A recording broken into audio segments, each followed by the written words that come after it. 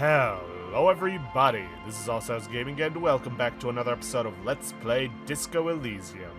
In the previous episode, we took care of some business, and now we have a means of acquiring our firearm once more, but gonna have to wait until late in the night.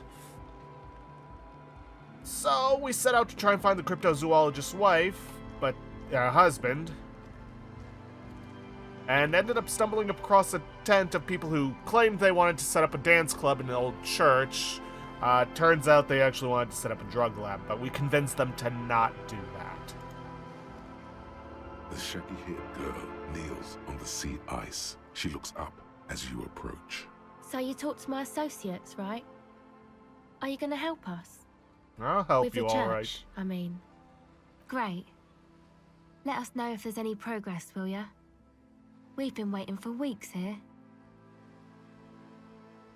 Your associates tried to use me to set up a drug lab. I'm guessing you knew of this plan. I did, and I'm sorry. For what it's worth, which isn't much. This is why I didn't go into the tent. Typical delinquency.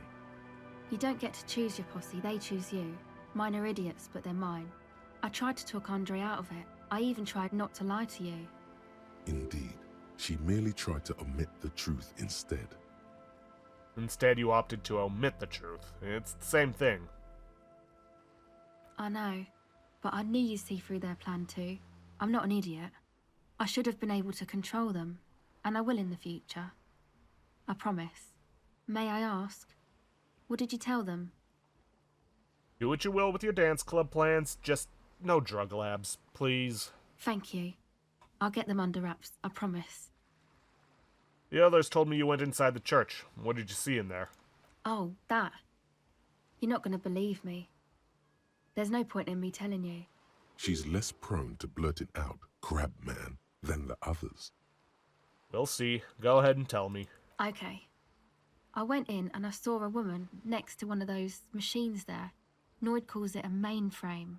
She was dressed like someone who's been raised by their grandmother, you know, strange old clothes. Had this absent expression, didn't say anything, just stood still. Go on. And then, you know, right behind her, a man crawled down the wall. Upside down like a crab, down the church wall. I think the woman didn't even know he was there. He was completely silent. He stopped right before he got to the floor, then just hung there like that, looking at me. Right at me. I fucking turned around and walked out. End of story. Like a crab, you say? What did this crab man look like? It was too dark. I couldn't tell exactly. Come on, she obviously could. She already went into detail. Come on, quit stalling on me. What did he look like? He looked like a banger, okay? He was all muscular and stuff. Had a mesh tank top. I know it sounds ridiculous, but that only made it scarier in a way. A crab and a banger? Yes, a banger. As in a mess gang member. I know what it sounds like, but that's what I saw. A gangster crab man. Yeah, I don't believe you. I don't blame you. I mean, I wouldn't believe me either. I'm surprised Noid did. Andre I expected, but Noid... Tell me more about your associates. My associates? I haven't got much to say about them. What do you mean? You must know something about them. Of course I do. I just don't tell people about my friends and who they are and so on. I don't provide information on them. To the cops. Okay, maybe I'll ask later about all this. Don't know what makes you think it'll be any different later, but... Alright, well, we've started this. May as well finish it.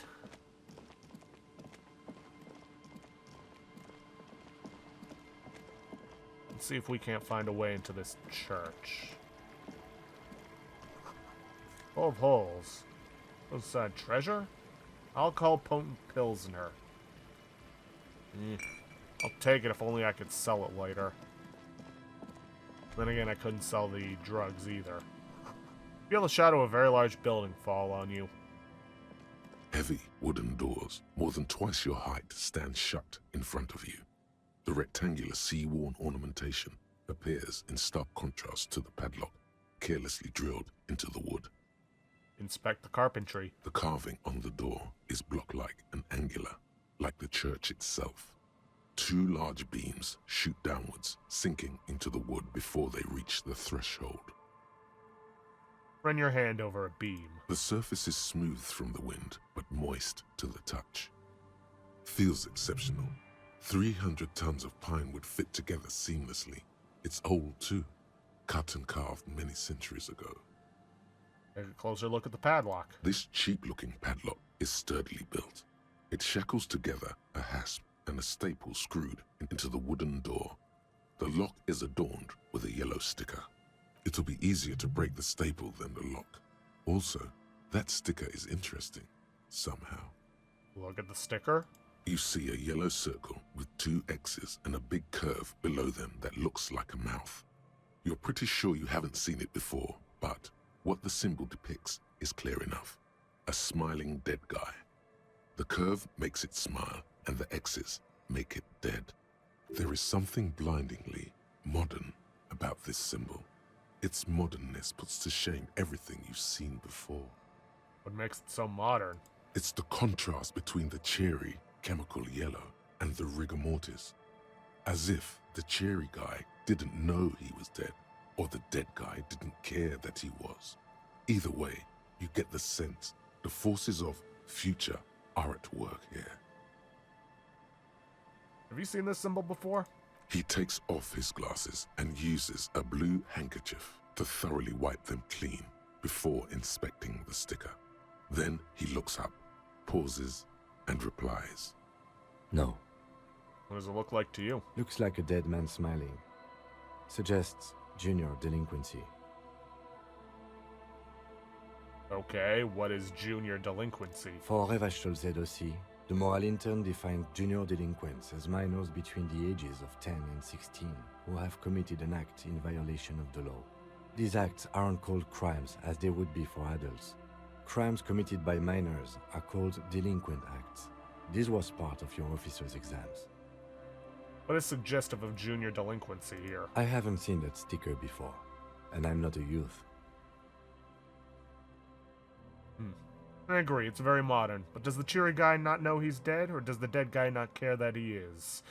What is the source of the irony here? That level of conceptual thinking is not part of my skill set. Well, try to peel off the sticker without ripping it. There's nothing like the sound of a sticker unpeeling. Now it's stuck to your thumb. Put the sticker in your ledger after the last entry, where it belongs. Looks like today was a gold star day. Alright, that's enough. Open the padlock with the key. The lock turns easily. You hear a click as the shackle pops open. Let's go. As you do, you hear the echo of the doomed commercial area. Its black holes and dusty machines. Then the feeling passes. A great whoosh of air rushes into the dark innards of the church, as though rushing to fill a great vacuum. In the heart of the city.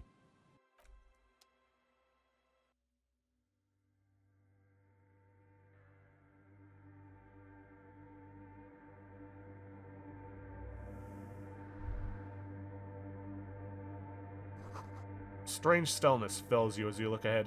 You should walk here, not run. Alright, fair enough.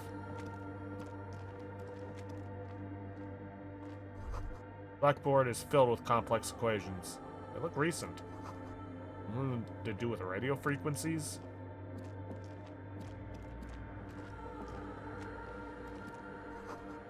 Two decks of real to...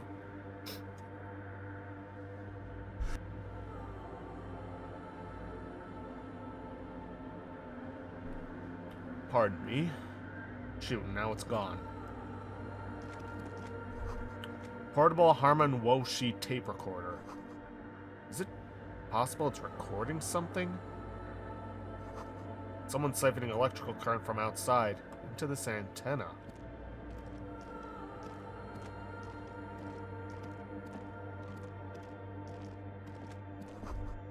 Bowl is filled with water. A live wire runs directly into it.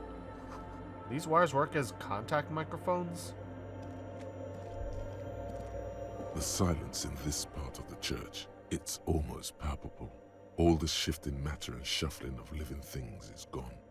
Nothing seems to exist beyond the church anymore. Maybe if you were to stand in just the right spot, even your footsteps would be completely silent. Wait, I think I still hear something. And then it's gone. Almost all of it. But for the faintest of hums. You can hardly hear your own breathing. Yell as loud as you can? Your voice is barely audible. Not a howl, but the softest of whimpers. It's unnerving. Stomp your feet and clap your hands. You produce a few muffled thumps, after which the silence feels even more total, somehow. What's happening? The lieutenant points to his ears and shakes his head. Then he leans closer. Can you hear anything? Almost nothing, and it's beginning to worry me. The church just has strange acoustics, some engineering trick.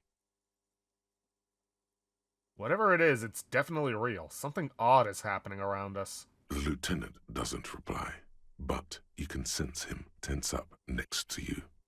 Look up into the bell tower. The orderly rows of ceiling panels become barely visible, then disappear completely in the darkness of the tower overhead. Well, let's give it a try.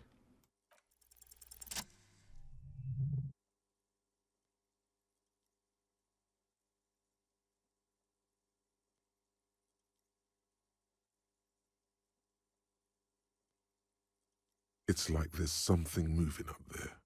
A shadow has emerged from the tower and it's making its way toward you through all the other shadows. On the ceiling? Yes, the darkness makes the ceiling feel infinitely far away. Follow the shadow's movements. It's not a shadow anymore, becoming more substantial as it gets closer. The shape of an animal descends. Officer, is there something up there? The lieutenant follows your gaze, attempting to see whatever it is you are seeing. Oh no, you've lost sight of it. Where did it go? Blink. You see something hanging from the rafters, looking straight at you with dark eyes. Maybe it's possible to talk to it.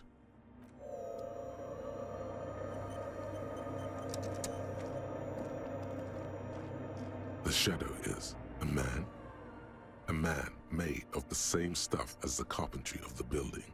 He is studying you intently. The Crab Man. Hey, who's there?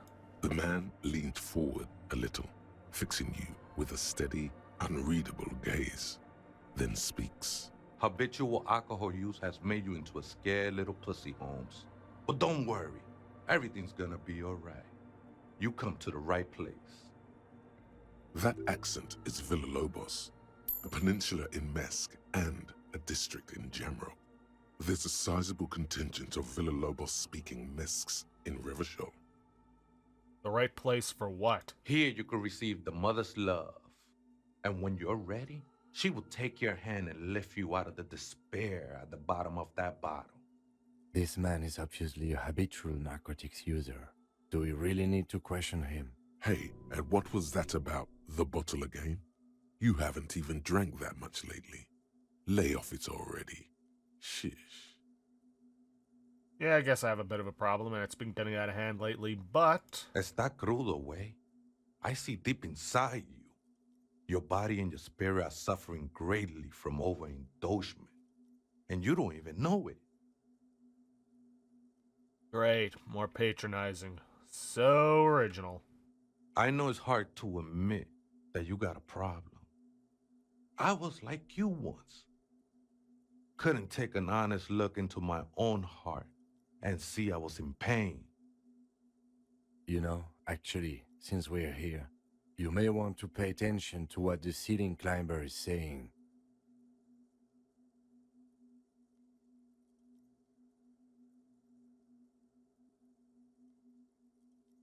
For some reason I feel like you have a point there. Don't trust me. Trust the mother. I'm only the messenger, Holmes. Wait, what was that we just got? Wasteland of Reality. Huh. Okay. Let's see what I can find on that one.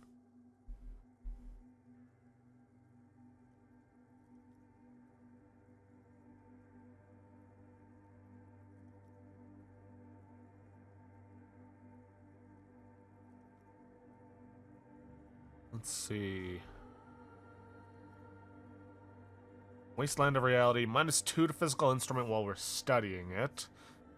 And then afterwards, -1 to physical instrument, -1 to Inland Empire, -1 to suggestion, +1 to all PSY skills. No positive effects from alcohol. Huh.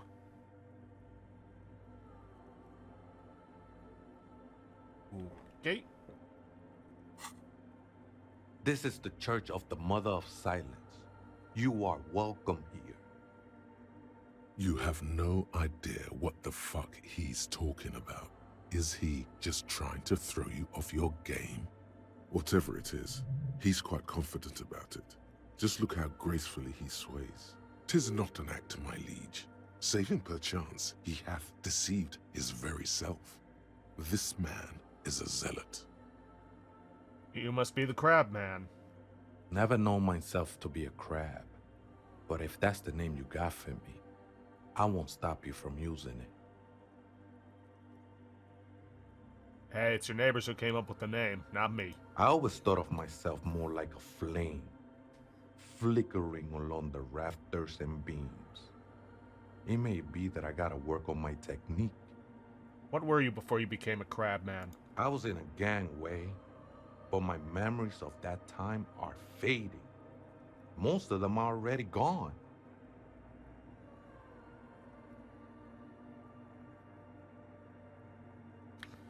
Yeah, I lost my memory too. But I like it. It's like I get to create a whole new me, start again from scratch. That's not really the point, I say. You gotta give yourself over to service. Service of the mother, that is. Do you remember your name, sir? The lieutenant is not particularly interested in this information. He's just trying to assert some control over the conversation. Tiago's my name, but those syllables don't mean much to me these days. A name isn't just your identity, but also, so to speak, your place amongst your fellows, your place in the world. I ain't got no use for such a place anymore. My name's Harry. That's just the thing, Holmes. None of that matters. Okay. What are you doing here? This is a special place. There's a perforation in the world up there, a way out into nothingness. This church was built around it for purposes of veneration. I circled it, nurtured by the silence bestowed by the mother. One of these days, I'll be pure enough to go drink from it directly. Uh-huh. Who is this mother of silence you keep talking about? Oh, that's no simple question, Essa. She is one who can be painted or sculpted. She is a cavity in the dark beyond sense. She saved me, but I couldn't describe her to you. No one can, Holmes, and no one ever will. And what will happen once you drink from this perforation? I will be incinerated, but not destroyed. Finally, at one with the state of the world before reality began. That sounds a bit like substitution behavior, no? You know a thing or two about that. You sure you didn't just switch one drug for another? It's not like that at all, man. It's just faith and joyful service. Too gleeful, those words. He is lying. Not to you, to his very own self. Faith is a kind of drug. I heard that before, Way. And I know I can't convince you on the spot. But think, when's the last time you woke up from silent communion with a hangover, regretting what you did last night? I think love might have been my drug of choice, and I think I'm still hungover from it. She took you for a good spin, huh? Don't worry, bro. That love is but a drop compared to the ocean of the mother's love. The mother will eat all of you and never spit you out. Let's agree to disagree. I know it will take time. Don't sweat it. Still don't understand. I know it will take time. Don't sweat it. Okay. I still don't understand what you're doing in the church. I'm a seraph, Holmes. I sing the Mother's glory.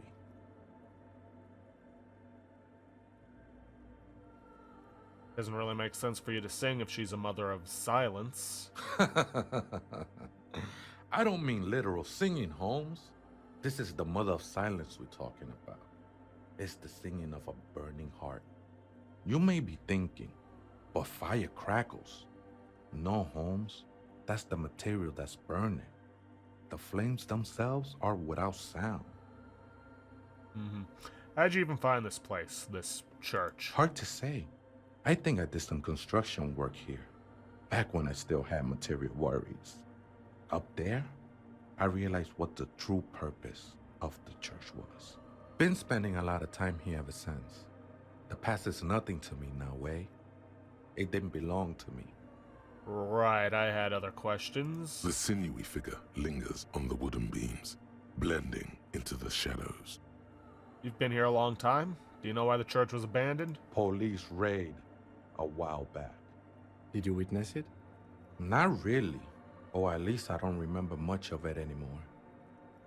The mother's love has done its job. That's what's so great about the mother. It lets you forget about everything. Some ravers want to turn this place into a nightclub. The ones in the tent outside, right? I see them. Guessing they're the ones who call me a crab. Probably scared of me. Do they have a reason to be scared? Nah, man. They look pretty funny. And I don't harm no one anymore. Anyway. Though he used to, a long time ago. So, what do you think? About the nightclub, that is. Why not? They wouldn't bother me none. I'm usually way up there, imbibing. Ain't no music on earth that can reach where I go. Might even be nice to have some company. Alright. Do you know where the other spooker is? Point at the strange machines around you. Other spooker? Oh, esa viejita es muy estudiosa. Don't know, Holmes. Viejita is Grandma? Wait, so there is another person living in the church? And it's a vieta? No. I just call her viejita because of her clothes. She's actually quite young. Or maybe not that young. Age is just one of the many masks we wear.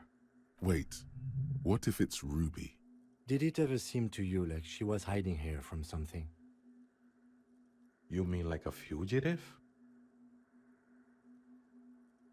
No, man. Quite the opposite. I don't think she cared much about authority or anything else for that matter. Maybe only about her machines. I see. And where is she now? I told you, Holmes. I don't know. How can you not know that when you both live here? Don't really follow her comings and goings. Just see her typing on her computer now and then. We got different interests. So you've got nothing to tell me? How she looks, what she does, who is she? I'm afraid not, Essay. You just have to wait until she comes back, or search through her radio computer. Okay then, thanks.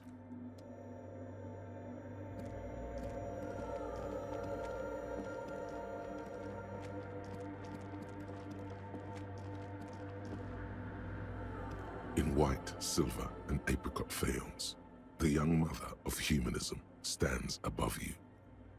A crack runs across her body. She is impossibly tall, oval-faced and sad, a dark and radiant majesty.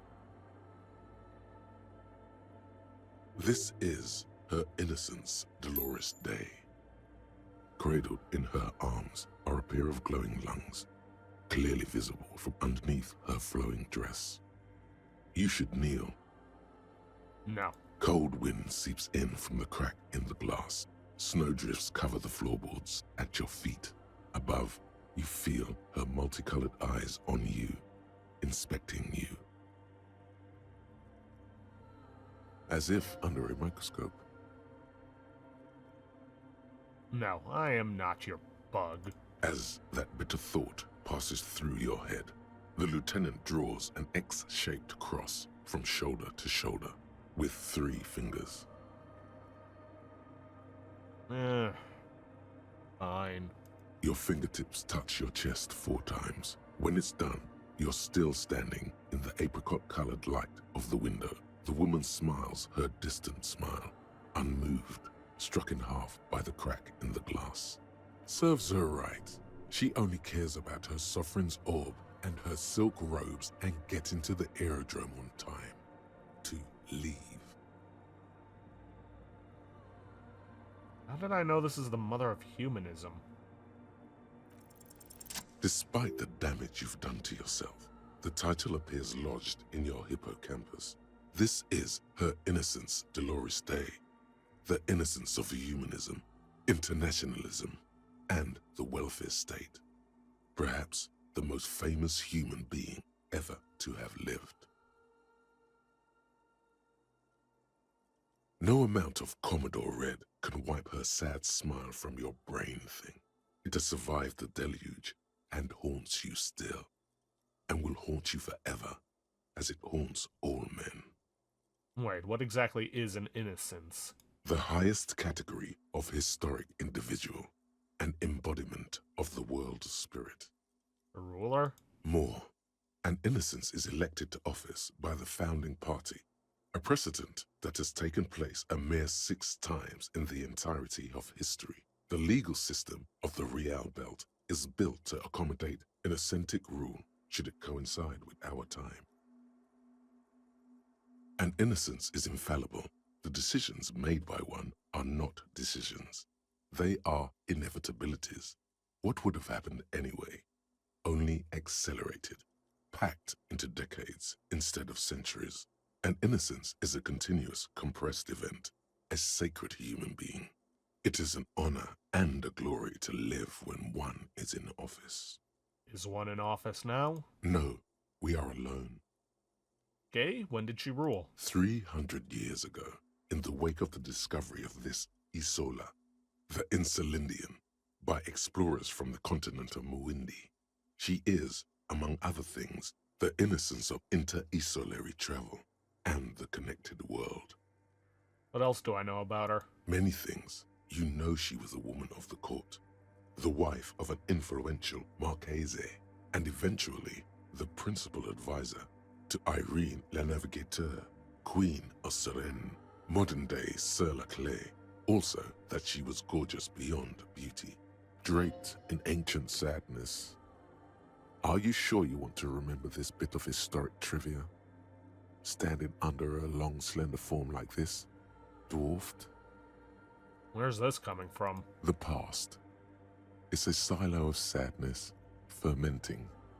You should keep away. No, you must know. Okay, what else? Was she smart? Terribly. Women of the court were expected to play both contract bridge and chess sufficiently well to prove an interesting challenge to a man. A simple grasp in matters of philosophy, theology, and science was encouraged. She was, by all means, a kept woman.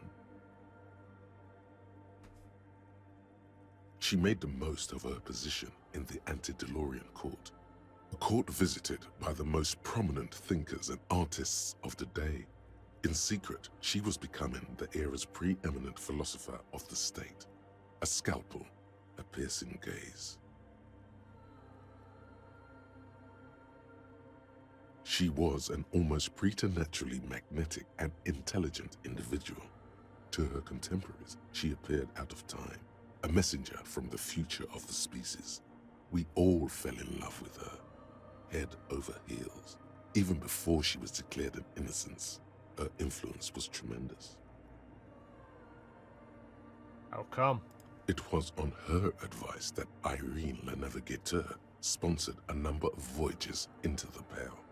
A costly, often tragic endeavor, ultimately vindicated by the discovery of the new world, the piece of reality you're standing on.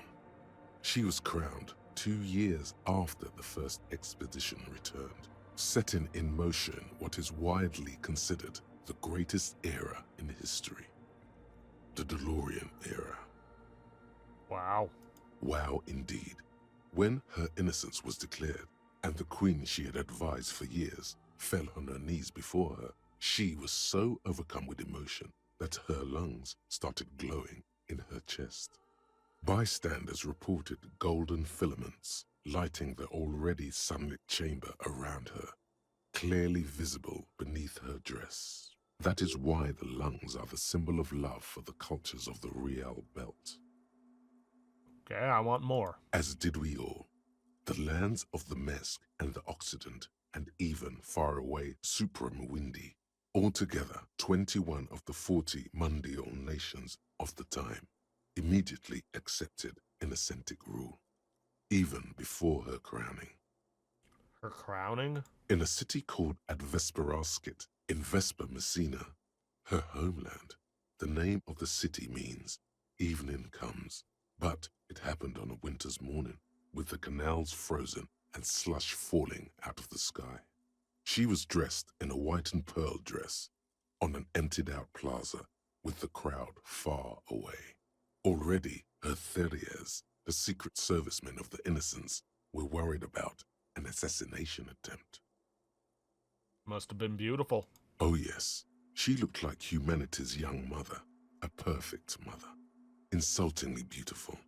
It was as if her face and shoulders and hands were covered in a soft down of underfeathers. You know this well, very well. Midwinter snow was beating the cobblestones around her. A small attaché of officials stood by as her Theriers placed a white gold wreath on her head. The crowning was mostly witnessed by secret servicemen. Then what? One of the men in this secret service killed her 22 years later. A young man who had come to suspect that Dolores Day was not entirely human, but something else. What? Something that had walked in our midst, watching us stumble for hundreds, if not thousands of years, until it decided to interfere in the course of our history. We were supposed to come up with this ourselves. The man was reported to have screamed at the Innocents. Dolores Day was shot in the chest with a fowling piece 8 times. The man, thought to be insane, said he once touched her and her body had been unnaturally warm, like a furnace, and that sometimes, while on duty, he observed her forgetting to breathe for over 10 minutes. This inhuman quality was witnessed by many others as well, glowing lungs and all. It is commonly attributed to mass hysteria and religious psychology. Was there something terrifying about her? Terrifying is a term too emotionally charged for your semantic memory, or what remains of it. But terrifying, it's a simple word. She was bad for humanity, and you shouldn't have started thinking about her. No, was there something bad about her I want to know? You already do. Although she is often considered to be the greatest human being to ever live, there was something ominous about Dolores Day, constantly surrounded by her Theriers. She was the most socially secluded and least self-aware of all the Innocences. Some modern thinkers would consider her a war criminal for the campaigns she waged against the Mesk state. And then there were the resettlement programs. What happened? The Mesk state tried to detach itself from Innocentic rule. Parts of the world were experiencing whiplash from accelerating into secularism. Her mandatory education programs and mass resettlement of upstream Marguerite were problematic as well. Dissenters were suppressed by a military force she called the Army of Humanity, suggesting those who fight against it are not part of humanity. She adored chess, yes, but also military war games. Dolores Day often holds a tiny tin soldier between her index finger and thumb in icons such as this. She was also blonde, the blondest woman you have ever seen, with green eyes the color of the Pacific, Mare interregnum. Little is known of her Marchese husband. It's as if he vanished from history after completing his role, which was to introduce Dolores Day to court. In conclusion, yes, there is something lonely, paranoid, and even terrifying that people seldom mention, but feel when they think of her. This subtle terror is part of her iconography. Lieutenant Yefrater, you've stood there for over 5 minutes. The lieutenant's calm voice echoes in the cold air of the church. What are you thinking of, if I may ask? Nothing. Just looking around. Okay. It's just that you've been looking at that window for quite long now. And it's cold in here. This church, the coast in general, we shouldn't linger here. This isn't a good place to get lost in. Visual calculus? Alright. The shards glimmer in the dark. You see little pearls of light on the edges of the crack that splits the female figure. Something was written there. Remains of broken letters line the emulsion. What it said, you do not know. This is Dolores Day. The old woman in the village was right. This must be the Delorean Church of Humanity in Martinez, or the small Pinewood Church in some records. You know of the place? It's a minor landmark, not easy to find. Most maps misplace it. It was built not long after Revachol's founding, 300 or so years ago, by first-generation settlers. On the coast of an uninhabited archipelago where only animals had roamed before, in the wild reeds. What else do you know? There used to be 7 stave churches on the coast. Les Sept Sœurs, they call them. The 7 Sisters. Only one remains. The rest were burnt in the revolution or used for building materials. We should be respectful here, although the building appears to be deserted. I do not believe we'll find the instigator here. Something else, perhaps?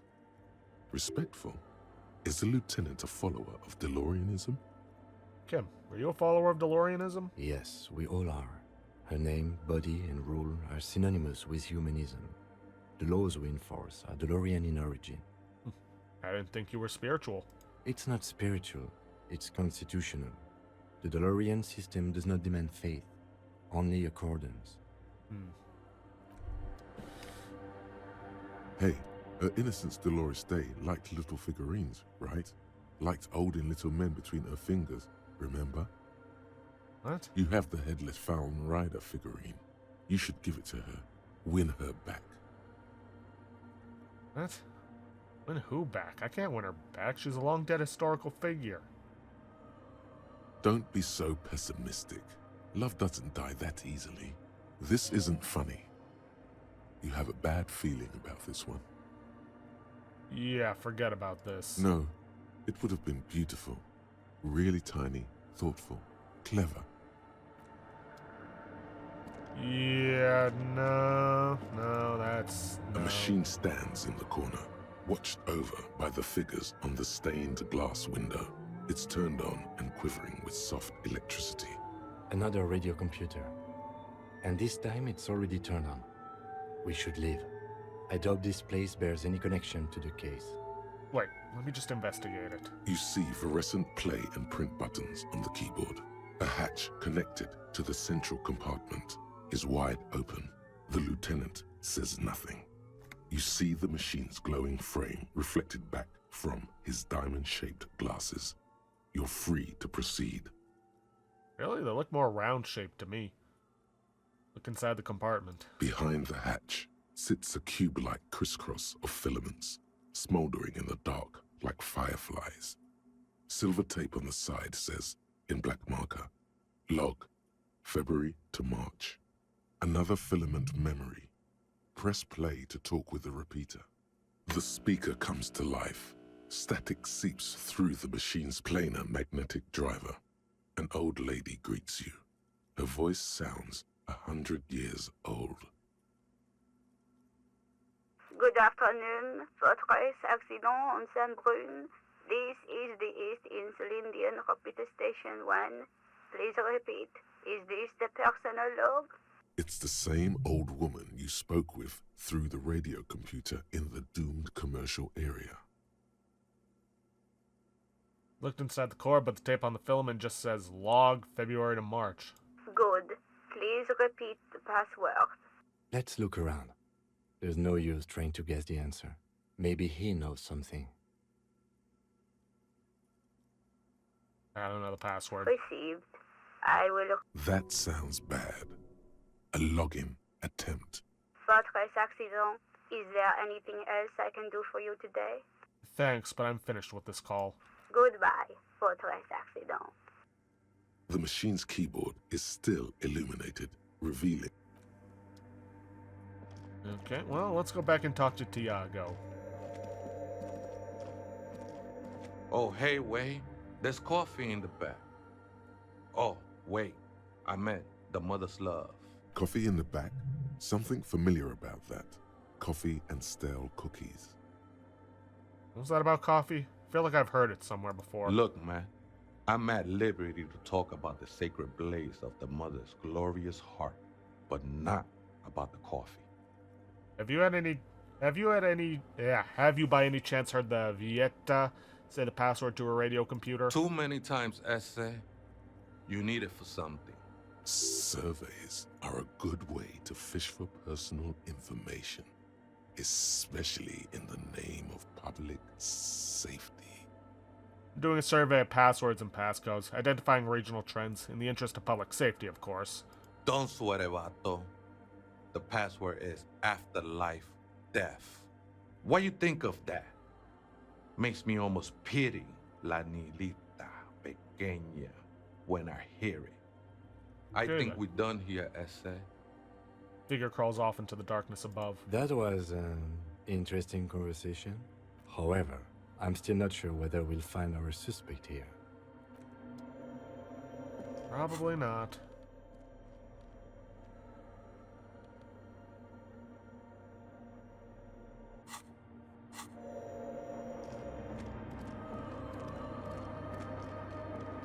The machine's keyboard, the speaker comes to. Good afternoon, votre accident en Saint-Brune. This is the East. It's good. Please repeat the password. Afterlife, death. Good. I have unlocked the filament. After ending the call, please press print to access the filament. Votre accident. Is there anything else I can do for you? Goodbye. The machine's keyboard is still illuminated. The printer prints out a long text document with dated paragraphs. It looks a bit like someone's journal. Read the printout. The first entry, made on the 4th of February, 51, by an unknown author, is short and concise. Arrived at the church. The door was boarded up, so I used the crowbar to get inside. Looks like the place has been deserted. Nothing out of the ordinary, but I'll ask around. Need to figure out how to get the electricity in. The lieutenant leans closer, scouring the printout over your shoulder. Just as you finish reading, he looks up, muttering under his breath. 4th of February. That's over a month ago. Whoever set up those machines has been here for quite a while.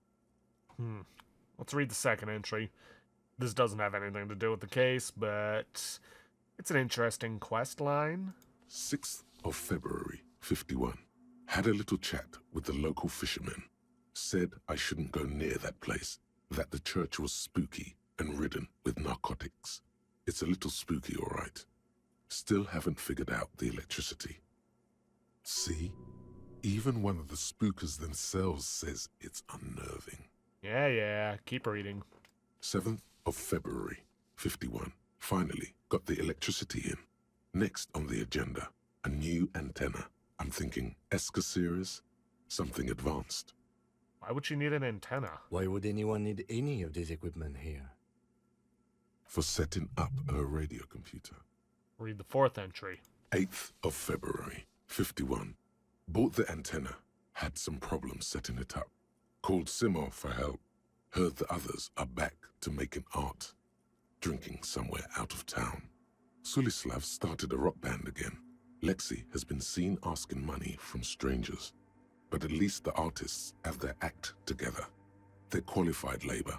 They can get work anywhere. Graphic design, ads. The programmers are doing fine too. I mean, they're programmers. The writers, though, they're fucked. I just have to find out what caused that data loss and be done with it. Still don't understand how it managed to wipe out the backup, when the backup wasn't even connected to the front. I know. Everyone thinks it's impossible. They say I must be lying. I'm here to set it right. Data loss? Seems like something to do with radio computers. Unfortunately, I don't know enough about them to understand what the author is saying. Something about the backup data getting destroyed, and how everyone thought it was the author's fault. Let's just keep reading. Artists, programmers, Lexi, who are all those people? I think these people worked in the radio computer games business. The one we saw in the Doom commercial area. They must be our former co-workers. Alright, read the 5th entry. 12th of February, 51. Brought some food from the grocery store. Apparently, there's a strike going on in the harbor. Definitely not happy to see the Martinez people again. Everything's now set up in the church. Going to start working tomorrow, 8 a.m. The strike. We are nearing the date of the murder. Keep reading. I'm interested now. I want to know what's that radio anomaly that sent this person here in the first place. Oh, now you're interested. 25th of February, 51. I've been sending data up to Lintel for a while now, trying to recreate the data loss, but nothing. Didn't even feel like logging in, the disappointment. But I did discover a curious audio-spatial anomaly at the back of the church. I've named it the Swallow. It swallows sound. Need to get some mics. Is she talking about? Lieutenant looks to his right toward the silence. 28th of February, 51. Yes, the first recordings confirm that the Swallow is real, and I'm not just losing my mind. It's a pillar of silence, with a diameter of approximately 3 meters. Seems like the higher I go, the less I record. This might be a coincidence, or it could be connected to the data loss that led me here. The pillar of silence. She is talking about the silence. Is she suggesting it's more than just an architectural quirk? But what could it be? The lieutenant doesn't answer. He follows your gaze, studying the basins. The water shines in them. No ripples. March 51. Some kind of young disco men have appeared next to the church. I've been trying to record the silence to find the epicenter, but now it turns out I've also been capturing the future of dance music, one neo-disco song over and over again. Fortunately, the song is so monotonous, I was able to devise an algorithm to factor it out. The other day, one of the disco men came in. Before I could even say hello, she got scared and left. Good, I don't want anyone distracting me from my work. That disco man must be a cell. You must be describing a cell. The girl on the ice? Sounds like her, yes. March 51. I got a call from the repeater station. Someone has tried to access the radio computer in our old office in Martinez. Can't do anything about it. The storekeeper still doesn't want to let me inside the building. Thinks I'm part of some kind of curse. How Martinez of her. That's me. I was the one who broke into that radio computer. And the storekeeper must be Plaisance. I knew it wasn't a good idea to meddle with that machine. No. It was a great idea. You're learning things. This is how you learn things about machines. March 51. A new 2-meter aux cable. Noodles. Crackers. Ping energy drinks. Water. Toothpaste. Gum. Also, some canned air. Your reading is interrupted by the sound of the church door opening. A strange woman makes straight for the radio computer. Hi.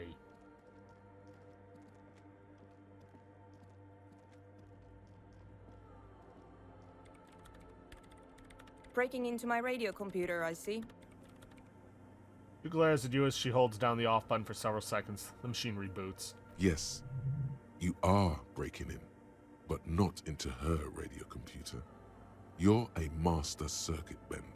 I do apologize for the intrusion, madame. We are with the RCM, you see. Okay, well, I just realized that we have run out of time for this episode, so I'm gonna have to end things off there for today. We'll pick up talking with her later. And yes, you have to do all this in order to get her to show up. Was wondering about that one, so I looked it up. But anyways, with that, if you guys like what you see, please leave a like, subscribe for future content. Don't forget to hit that bell icon to get notifications for an upload. And please, leave a comment down below this video. I'll see you guys in the next episode. Thanks for watching.